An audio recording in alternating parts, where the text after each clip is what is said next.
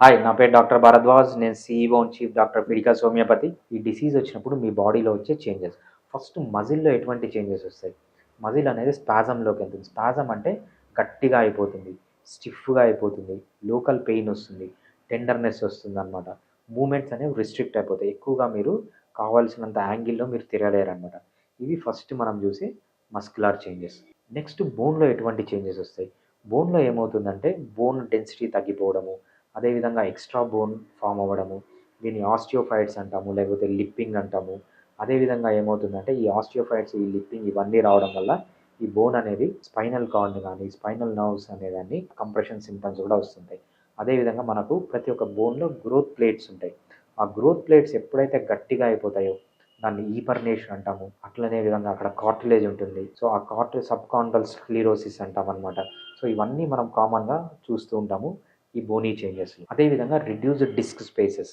ఎప్పుడైతే ఈ disc space తగ్గిపోతుందో 2 వర్టిబ్రలో డిస్క్ అనేది ఉంటుంది కదా!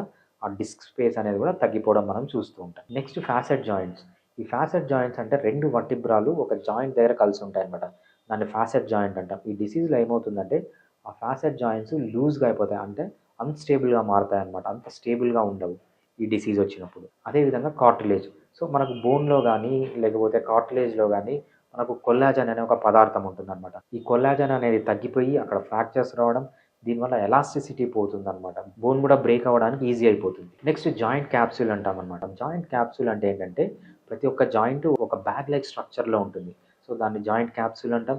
ఇది హైపర్ట్రోఫీ అంటే థిక్‌గా అయిపోవడం కూడా మనం ఈ కండిషన్‌లో చూస్తూ ఉంటాం. Next intervertebral disc. ఈ ఇంటర్వర్టిబ్రల్ డిస్క్ డెసికేషన్ అంటామన్నమాట.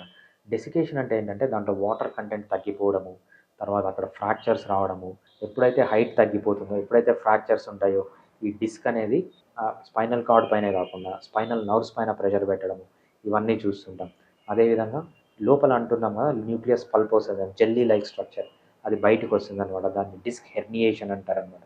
సో, ఇవన్నీ మనం కామన్‌గా చూసే అడ్వాన్స్డ్ డీజనరేటివ్ చేంజెస్ మన వర్టిబ్రల్ కాలమ్‌లో. 2 బోన్స్‌ని కనెక్ట్ చేయడానికి ఒక స్ట్రక్చర్ ఉంటది. దాన్ని లిగమెంట్ అంటారనమాట. ఆ లిగమెంట్ బాగా థిక్ అయిపోవడము, ఒక మజిల్‌ని బోన్‌కి అటాచ్ చేస్తుందనమాట. దాన్ని టెండాన్ అంటామనమాట. ఈ టెండాన్ కూడా బాగా థిక్‌గా అయిపోవడము, ఈ కండిషన్‌లో మనం కామన్‌గా చూస్తూ ఉంటాం. Intervertebral foramen narrowing అంటామనమాట.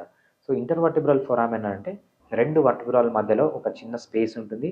ఆ స్పేస్‌లోంచి స్పైనల్ నర్వ్స్ బయటకొస్తుంటాయి. బేసిక్‌గా ఆడ స్పైనల్ నర్వ్ రూట్స్ ఉంటాయన్నమాట.